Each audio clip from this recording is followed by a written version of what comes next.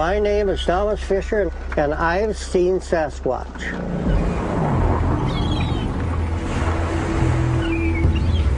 I live in Ketchikan, Alaska, and I fish salmon for a living. I could actually paint my windows black and run on the radar. That's how well I know this country. From his boat, Thomas Fisher has a front row seat to the edge of wild Alaska. There's places here where man has never been. It's just immense. I don't know, I think there's probably lots of things out there in the brush we don't know about.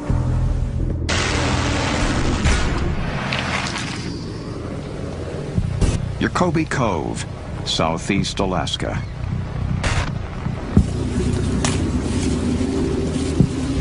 Thomas Fisher anchors his boat. He is done for the day. I had a deckhand, his name was Oliver, a young guy, and we anchored up for the evening. On a beach close by, Alaska's most ferocious predator is hunting. And we were watching a big grizzly bear on the beach about 100 yards away. And the bear had been there for a long time, and he wasn't afraid of us or nothing. The grizzly is a monster. Thomas keeps a wary eye on the massive beast from the safety of the boat. The bear was huge. I saw him a couple of times before. I'd say the bear was at least 11 feet. Thomas watches the grizzly for over 10 minutes when all of a sudden, the bear's behavior changes.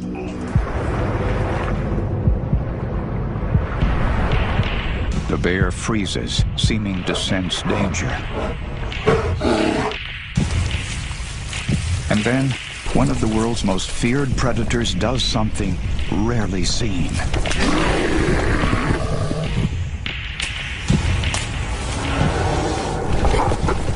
Runs away, fast. I think something really scared this bear, you know. He was flat moving when he hit the brush. He didn't just amble off, he was just gone. Never seen a bear act like that before. What could make Alaska's alpha predator turn and run? Off on the left side, this black object come out, which I thought at first was a bear. But it wasn't. It was walking on two legs like a man. And like the grizzly, this predator is not afraid of Thomas. And it walked about 50 yards out and just stood there and looked at us for about 15 seconds. Thomas is now face to face with a creature he has never seen, despite his 45 years in Alaska. It wasn't a bear because a bear cannot walk or run standing up. I knew it wasn't a bear. It looked just like a man, only it had hair. There's a lot of difference between looking at a man and a bear. You know, and this thing had all the features of a man, only it was all hair. And it was huge. It was at least 9 foot tall. The encounter is brief. It was a Bigfoot, just as plain as day. And he stood there probably 15 seconds. And then he ran about 100 yards into the timber. He did it so fast, it was just amazing. My deckhand looked at me and I looked at him. We said, what the heck did we just see? And we said, a Bigfoot. And Oliver, my deckhand, said, well, I'm not telling anybody. To this day, Fisher's deckhand will not speak about what he saw. But the old fisherman is very clear about the events of that evening. Definitely saw Sasquatch, and I'll stick by that till the day I die. And nobody will ever change my mind. Fisher's encounter takes place in the Alexander Archipelago. Off the coast of southeast Alaska, almost all of the 1,100 islands remain uninhabited, isolated from the mainland. And Thomas Fisher's Sasquatch sighting is just one of hundreds recorded across the region.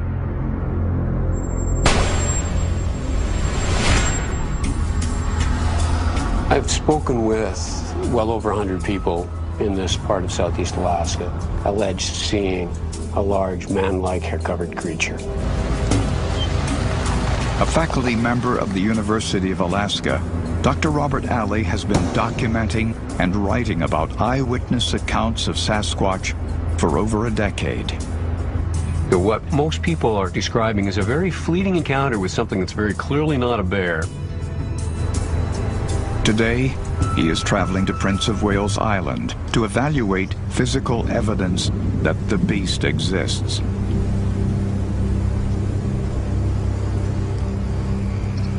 I'm taking a hiking expedition up Klawock Mountain with Tlingit elder Al Jackson. Al Jackson has lived on Prince of Wales Island his entire life. For as long as he can remember, there have been accounts of massive creatures living here. Friends of mine told me when they're hunting, he was about 15 years old and he hunted with an elder. And the old man told him, if you're ever hunting up on Klawock Mountain, you have to watch out for those big black gorillas that live up there. He told them that he said they marked their territories by driving these blown down trees into the ground, upside down. In a clearing, two cedars weighing nearly 1,000 pounds stand inverted. Each cedar is driven 7 to 8 feet into the ground with roots facing skyward. The valley that we're looking at was logged in the early 90s. The trees were reported inverted back in the 1940s. Alley looks for evidence of heavy logging machinery. The 11-foot cedar has nothing other than very minimal marks on it. Even a grapple would have left some serious marks in order to place it in a completely vertical position. There's no evidence the trees are a hoax. The local legend is clear what they believe is responsible.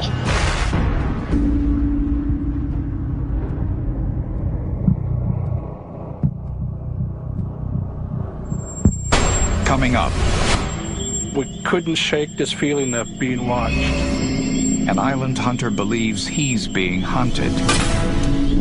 And a top lie detection expert determines whether Thomas Fisher is telling the truth.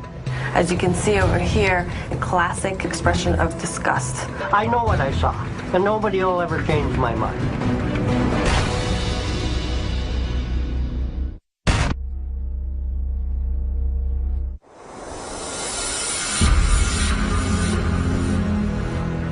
Alaska, the land of the great unknown.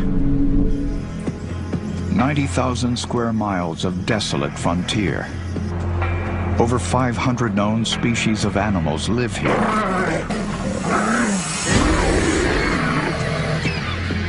And Thomas Fisher is convinced that a large unknown predator, fierce enough to scare a man-eating grizzly, is on the loose. The bear was huge. All of a sudden, something spooked him. Definitely saw Sasquatch, and I'll stick by that till the day I die. And nobody will ever change my mind. Fisher is one of hundreds of Alaskans who has reported an encounter with a Sasquatch. These people all generally have one thing in common. They spend a lot of time in the wilderness for a living. Woody Anderson is a native Alaskan. By tradition, he feeds his family by hunting and fishing. We've all been hunters all our lives. I started hunting when I was 5 years old. When he's not in the woods, Woody carves sacred masks for tribal ceremonies and for tourists.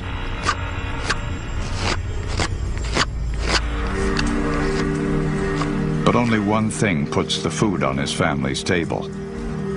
I don't make a lot of money with my carving and stuff, so every day we eat salmon or deer meat. That's the food we feed our families with that. We end up spending a lot of time out in the wilderness. He hunts nearby Prince of Wales Island. 100,000 acres of dense rainforest. The island of Prince of Wales is important to me because I've been hunting there all my life with my family, so I know the country.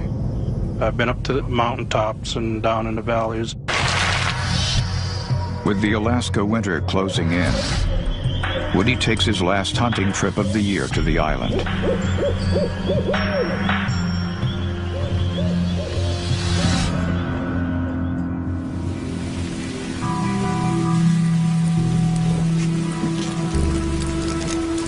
I took my sister hunting over on Prince of Wales. We're over there for a week. It was raining and blowing one evening. We're going to camp up on this mountain ridge, but the weather was just too nasty. We couldn't even get a fire going.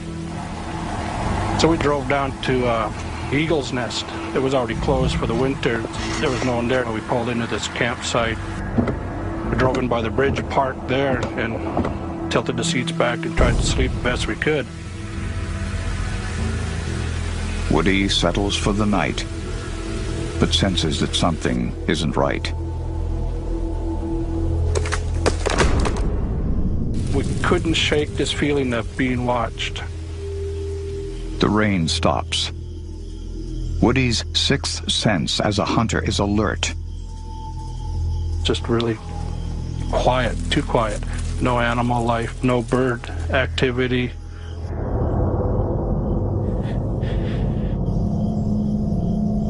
Woody can't believe what he's seeing. It grabbed me in the chest to fear. See something that big, that close. He was powerful. He's big shoulders on him. If he wanted to, I think he could have reached through that window and grabbed us and hurt us severely. But he didn't. It was one of those fight or flight kind of fear. You know, if you can get away, get away. If you can't, then you know you're going to have to fight for your life. That's how bad it was. I sat up, I hollered, I screamed. The menacing beast disappears. An experienced hunter, Woody knows it's a Sasquatch. I'm out in the woods so much that I know what I saw. You know, it was mind-changing, changed my life. There's something out there that I don't know what it is. It's not human, and it's not an ape. While neither Woody or Thomas have produced physical evidence of their encounters, one expert is determined to find the truth.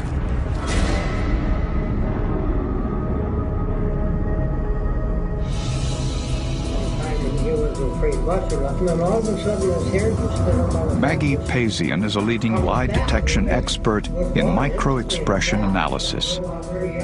U.S. Homeland Security is one of her top clients. A hidden frown, a raised upper lip. While seemingly insignificant is the difference between someone lying and telling the truth. Microexpressions are expressions that we produce on the face that last less than half a second, sometimes as short as 1/25th of a second. That's probably one of the neatest things that's ever happened to me in my life. Most people don't see them because they're not looking for them. And they stood there and looked at us. There was no bear. There was a Bigfoot, just as plain as day. Every face conveys micro-expressions, which makes a lie difficult to hide. A lot of times we can subdue them, we can minimize them, but they still come through. Here is the first time where Thomas Fisher actually gives us a micro-expression of emotion. As you can see over here, his whole face scrunches. Here, let me rewind it a little bit. Here you can see how he looks in his neutral element. And then we can see how around the nose bridge, all the skin is pulled up and we see wrinkles along the nose, the upper lip is raised, and in a classic expression of disgust. This indicates Thomas's disdain for people who do not believe his story. That's a very salient clue that, you know, he has real emotion about this story. Thomas Fisher believes that he saw Sasquatch.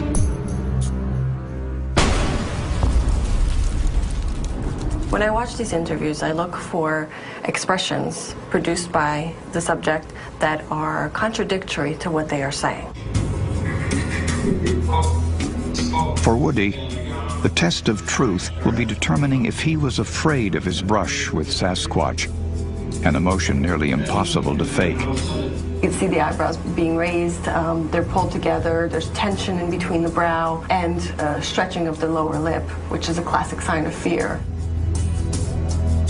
These subjects saw something. They truly believe what they told us they experienced.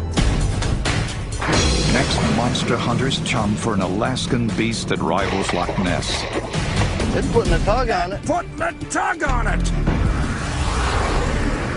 And mysterious sightings in the northern skies. Military radar advises they are picking up intermittent primary target behind you. In trail, I think here.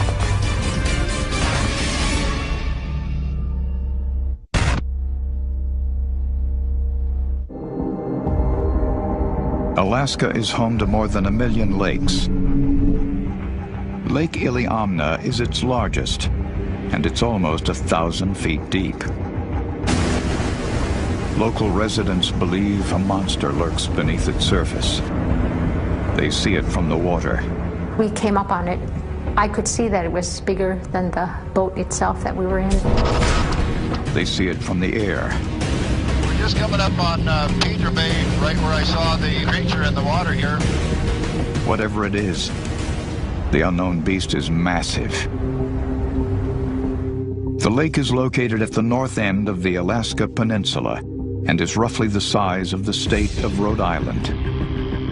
Across the lake, there have been dozens of reports of a monster. Witnesses describe a creature almost twice the size of a great white shark. Dull aluminum in color with rough bark-like scales. The creature swims with a side-to-side tail movement. Severed lines and torn nets indicate a powerful jaw and sharp teeth.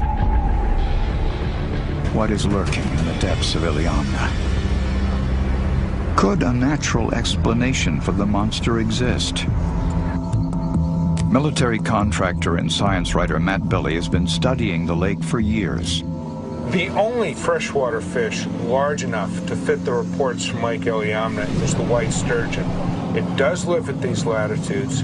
It can attain the sizes that are being reported, but there's never been a sturgeon caught in Lake Iliamna, so we don't have a solution yet to our mystery. Despite the many creature sightings, no one has tried to catch the Iliamna monster in almost 50 years. Until now. Tinny Headland makes his living hunting the wilds of Lake Iliamna. I'm a registered guide, licensed to hunt all kinds of big game. Moose, caribou, bear, sheep. I was 12 years old when I killed my first bear. Now Tinny is on a mission to catch an even bigger beast. I was raised on this lake. I've been hearing stories since far back as I could remember. And there's something here. It's a given. I mean, but what, we don't know. Somebody's going to catch it. I want to be the one. Today, Tinny is teaming up with local guide John Beckler in an attempt to catch the lake monster. The first order of business, get the bait ready. Chumming is standard fare for attracting known monsters of the deep, like sharks. To be successful, the nastier the better. We got quite a bit of blood and juice. I don't think there's a place on this lake they haven't seen something. Where we're going is, a lot of sightings up in there. John has spent years on the water and believes that its depth may be the key. There's only been so much research done on the lake as far as depths go. Not every inch of it by any means has been looked at. I do believe in the Iliamna Lake monster. Monster is a funny term. Is it something prehistoric or something that's still, still a living species? Who knows? The Lake Iliamna region is completely isolated from the outside world. The largest boat available is a 26-foot, 400-horsepower Benz. While the boat is small, if they hook the big one, they plan to tow it back to shore without landing it.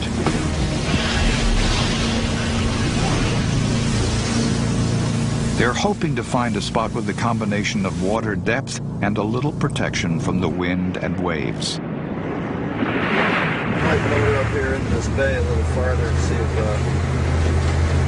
I can find a little deeper spot. At the edge of a large bay, they drop anchor and start chumming.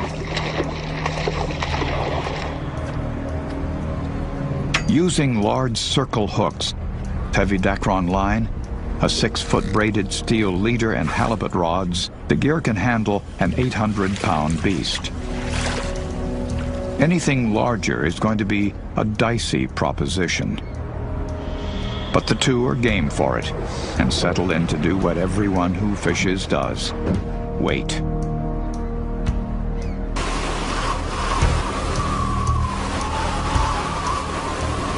John, I got something.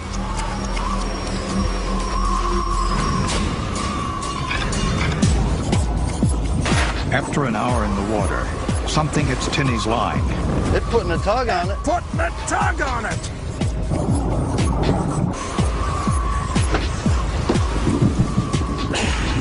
Tinney fights the beast for several minutes, and then John takes over. Ay, ay, ay. Something's moving. What we got? The pole is back in Tinney's hands as the beast heads for the stern. We're coming up with it, whatever it is. It's heading that way now. Dad, come, that thing's heavy. Yeah.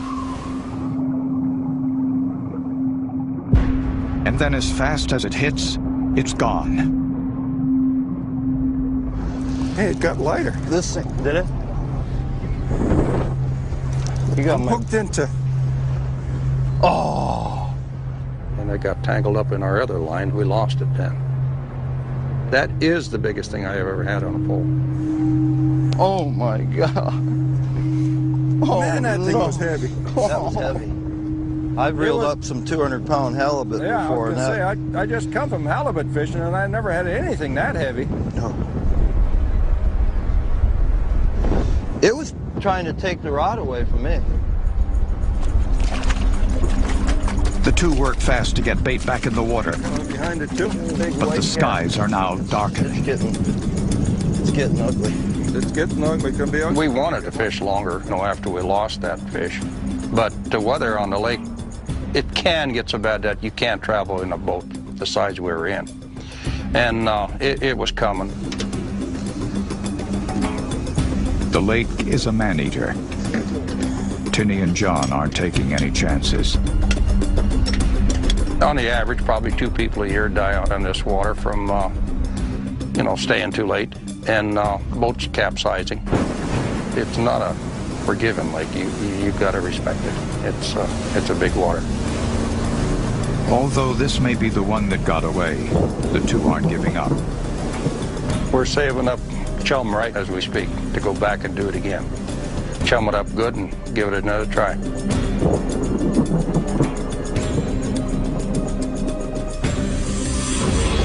Coming up, one of the most famous UFO encounters in the world. Quite a big. If the pilot said it was a UFO, who are we to say it's not? I think that is quite a big.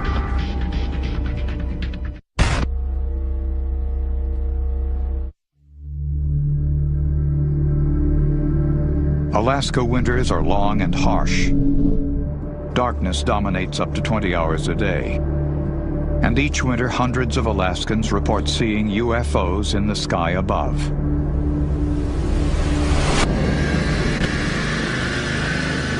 In the U.S., Alaska is one of the UFO hotspots. Brent Mitchell is Alaska's top UFO detective. A full-time investigator, his clients include satellite manufacturer Bigelow Aerospace. For the first time, a major corporation is sponsoring UFO research throughout the United States. UFO sightings seem to occur in a very high percentage and in very large numbers compared to the rest of the United States. Brent lives outside of Fairbanks, where he catalogs hundreds of sightings every year.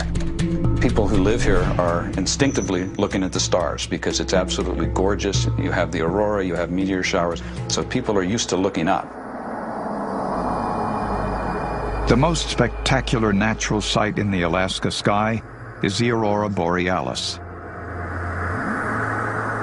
The shimmering sheet occurs when hot ionized gases from space collide with Earth's magnetic field. Are the number of UFO sightings being driven skyward by nature's own alien lights? On occasion, the aurora sometimes brings out sighting reports from people who are not used to what they see. They try and interpret what they see in the aurora as something unearthly. Those are people who truly want to believe that they've seen something. But the most well-known close encounter involved a flight captain with 30 years' experience interpreting the sky. One of the most famous UFO cases anywhere in the world took place in Alaska. It begins as a routine cargo flight on November 17, 1986. A Japanese plane loaded with wine leaves Paris on the long haul back to Tokyo. But over Alaska, JAL Flight 1628 becomes anything but routine. This is the first time they've ever had radar data for more than a few seconds on a UFO. John Callahan was the FAA division head in charge of evaluations and investigations at the time of the JAL flight. You have an airplane or a structure or a craft that's sitting outside that 747's window, and it never entered my mind that it might really be a UFO until I saw the radar.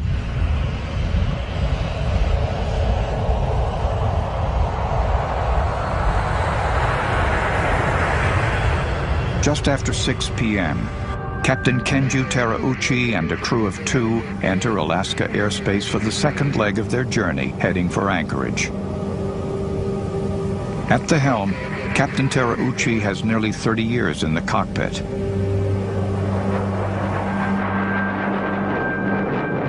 At 6:19 p.m., the crew sees something on the radar.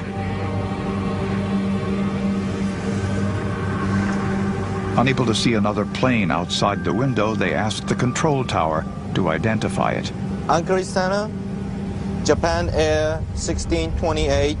Do you have any traffic? 11 o'clock above? Japan 1628 heavy, negative. Moments later, the crew sees a pair of lights on the horizon. Inside, we have 2 traffic in front of us, about a mile ahead. Anchorage Air Traffic Control still sees nothing.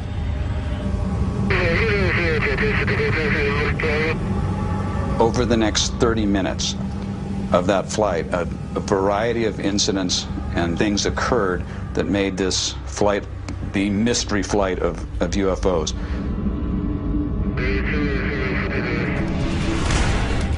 Coming up.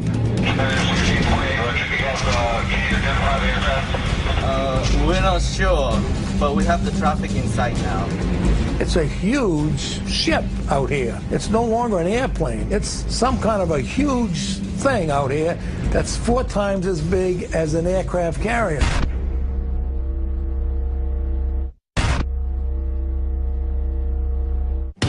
November 1986. As JAL 1628 approaches Anchorage, the crew reports seeing strange lights.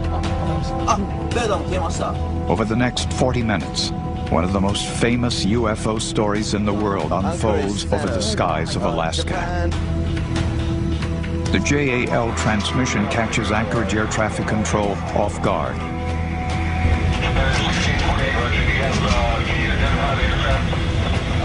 We're not sure, but we have the traffic in sight now.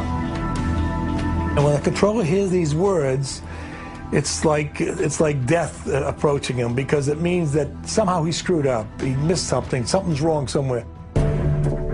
Anchorage Air Traffic Control now asks Flight 1628 to maintain visual contact with the unknown craft.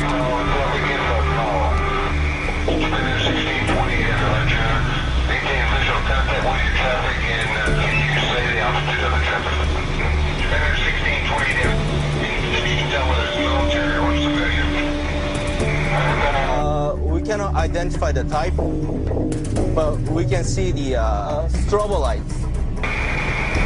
Register, say the color of the strobe and beacon lights. The color is white and yellow, I think. White and yellow. It's quite a big.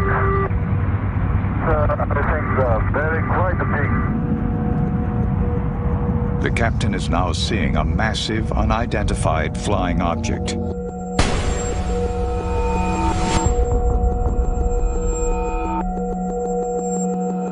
It's a huge ship out here. It's no longer an airplane. It's some kind of a huge thing out here that's 4 times as big as an aircraft carrier. 19 minutes after first encountering the unidentified craft, the crew nervously requests a new altitude and change to their flight plan. The goal, shake the unknown craft. Request deviate from some object, request heading 240. Better 1628, roger, fighting 240. Better 1628 heavy. Deviations approved as necessary. Air traffic control requests that the Japanese airliner make a full circle. Japan Air 1628 heavy, so I'm going to request you to make a right turn 360 degrees, 360 degree turn, and advise me what your traffic does then.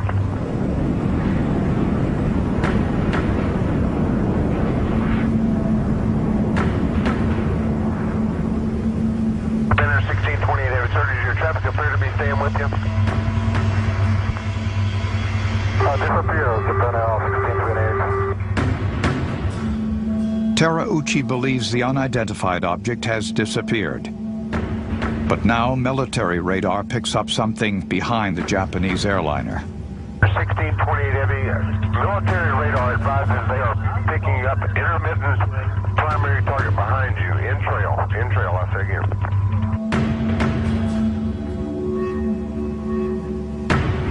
So you have radar confirmation of the object, you have professional aviators reporting the object, and military radar spotted them behind and to the left of JAL flight.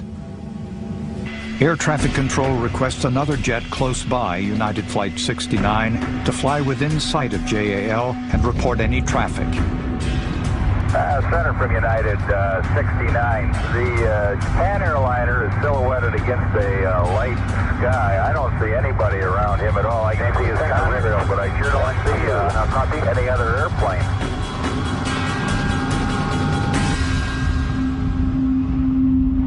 But United Flight 69 is too late. The craft has vanished. JAL 1628 continues on to its scheduled stop in Anchorage. Safe on the ground, Captain Terauchi's story makes it to the press. Within weeks, JAL is international news. This sighting was made by an airline pilot with 29 years of experience. The Federal Aviation Administration in this country began an investigation, and it ended today. The FAA report concludes that the pilot story cannot be confirmed. They determine that the second radar image is actually an echo of the cargo plane. But former FAA Department head John Callahan believes the official reports are wrong.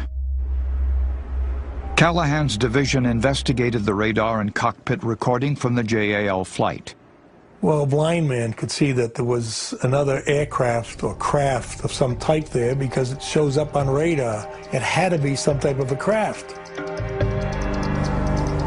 Callahan asserts the pilot's eyewitness account is independently confirmed by radar. Everybody had that target on the radar somewhere along the line. If the pilot said it was a UFO, who are we to say it's not? To this day, the flight captain maintains that he saw a UFO in the skies of Alaska. Coming up, a UFO encounter over Fairbanks. I looked up at it, and I was just standing there, and I was actually terrified. And a leading lie detection expert goes looking for the truth. The key elements in the face that we see are the eyes.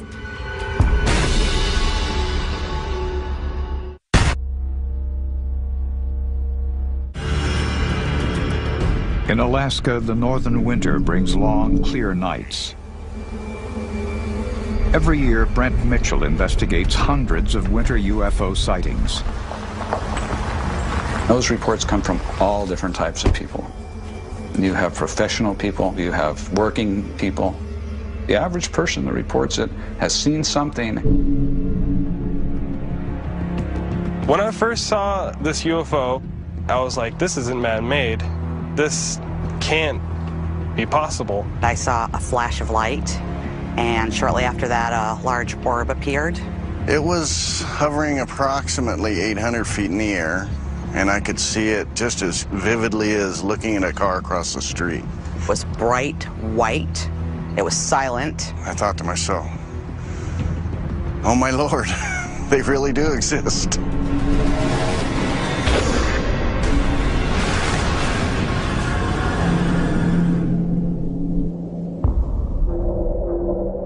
My name's William Smith, and I seen something I can't explain. I don't know what it was.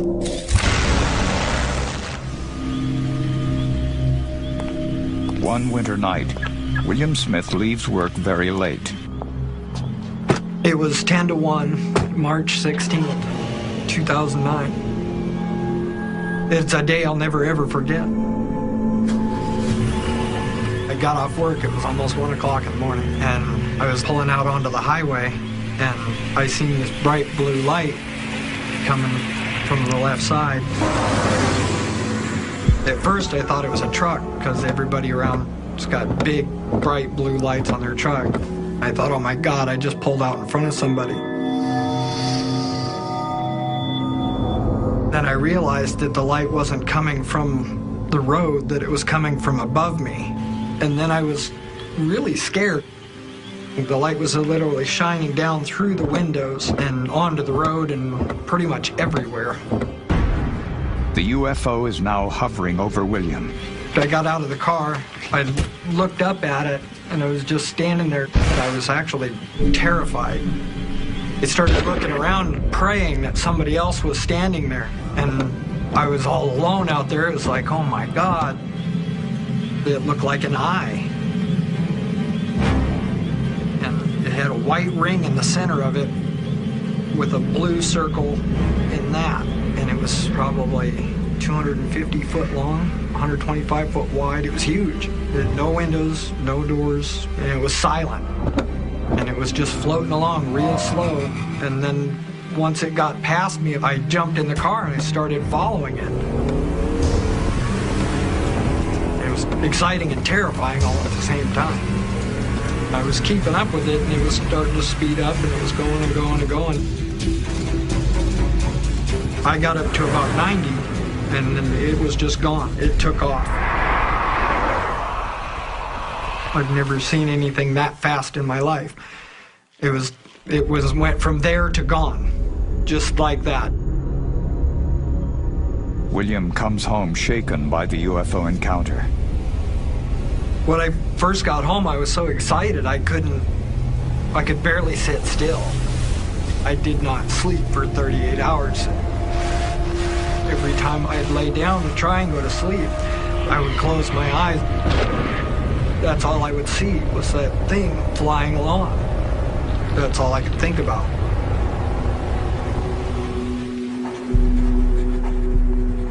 I know I will never ever forget what I seen that night. I will never forget it.